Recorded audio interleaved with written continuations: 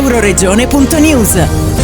Per Tegada di Latisana, amici della Foghera pronti. A Latisana, più precisamente in località Pertegada, ci sarà un evento che durerà 3 giorni. Dal 4 al 6 gennaio la tradizione della Foghera Taltiment. Musica, chioschi enogastronomici, food truck, fiaccolata sul fiume, oltre all'incendio della vecchia sul fiume che si terrà il 5 gennaio. Grazie all'associazione Amici della Foghera con la presidente Anna Galasso. Siamo un'associazione che da 35 anni porta avanti la tradizione del falò epifanico.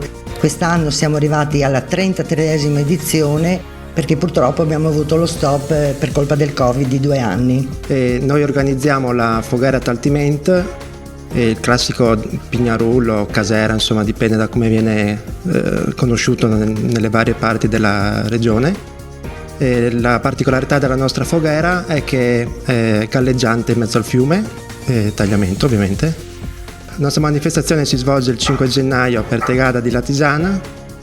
L'evento principale si terrà il 5 gennaio, ma già dal 4 inizieremo a far festa. Il primo giorno avremo dei DJ set, il secondo giorno avremo live con i nostri cari amici Absolute 5 e il giorno 6 di gennaio avremo di nuovo DJ set.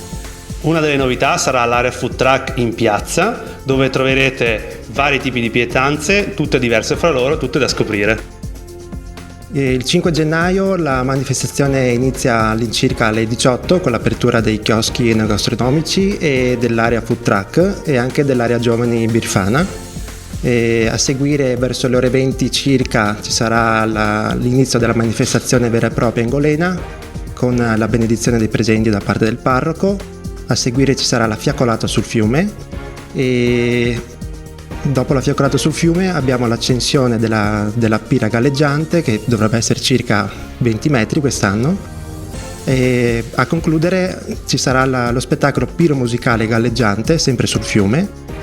Una delle caratteristiche della nostra foghera è che la fiamma, diciamo che dà origine alla fiamma che poi andrà a bruciare la pira, partirà dalla località di Aprilia Marittima, quindi arriverà a Pertegada, si unirà alla fiamma che porteranno le canoe e da lì darà origine poi il nostro, diciamo così, Lucifero con questa fiamma andrà a bruciare la pira e tutte le cose brutte che il 2023 purtroppo ci ha riservato. Ringraziamo comunque tutte le persone che indistintamente ci hanno aiutato, ci sostengono ogni anno, al pubblico fedele che è sempre più numeroso perché ci dà modo di poter proseguire e andare avanti in questa iniziativa che è molto molto impegnativa e ringraziamo tutti quanti. Tra le varie novità che troveremo quest'anno c'è una tesostruttura riscaldata ampliata nella zona giovani, un maxi schermo in piazza per tutti i presenti che purtroppo non riusciranno a raggiungere la Golena e potranno comodamente seguire anche da questa zona riscaldata, magari con un drink o una birretta, la diretta della manifestazione. Inoltre ci sarà anche una nuova zona parcheggi adibita con circa 1000 posti auto. Da Latisana per Euroregione News, Marco Mascioli.